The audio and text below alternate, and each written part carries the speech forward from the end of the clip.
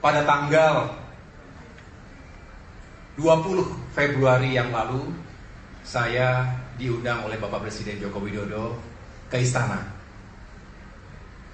Dan malam sebelumnya saya dihubungi oleh Bapak Pratik, Mensesnek, bertanya apakah saya ada di Jakarta, dan kemudian saya mengatakan saya ada di Jakarta. Lagi bersama Bang AM dan Bang Andi Arief mengelola tabulasi sambil melihat sirekap, telepon satu persatu ke para caleg, termasuk tim yang ada di lapangan, termasuk Bu Andi Timo yang sedang menggelar war room di DPP sini dengan sistem pemantauan yang juga kita buat dari awal.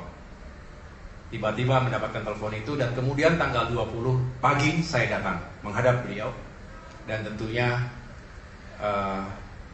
beliau menyampaikan secara langsung ketika itu untuk mengajak Partai Demokrat bergabung ke pemerintahan dan memberikan amanah kepada saya sebagai Menteri ATR dan BPN. Sesuatu yang cukup mengejutkan pastinya bagi kader yang masih sibuk mengawal suara, karena kita menduga bahwa sampai dengan 20 Maret rasa-rasanya tidak ada dinamika politik yang terjadi di tingkat pusat. Tetapi itulah jalannya, itulah jalan Tuhan. Dan kemudian ketika ditanya, ya saya tentu menjawab kami siap, terima kasih atas kepercayaannya, karena dengan demikian Demokrat bisa kembali berperan bersama pemerintah. Inilah yang dari awal kita perjuangkan. Betul Bapak Ibu sekalian?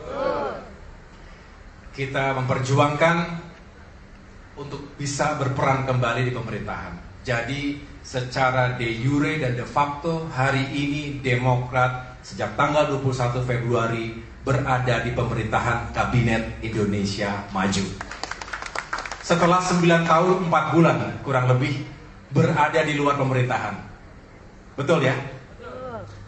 Kita ketika itu berperan sebagai sebuah kekuatan oposisi, dan tentunya ketika itu tidak ada pilihan lain bagi kita menjalankan peran seperti itu, dan kita juga berperan sebagai oposisi yang baik, yang bertanggung jawab, yang peduli, ingin negaranya baik, ingin pemerintahannya juga sukses, ingin rakyatnya sejahtera.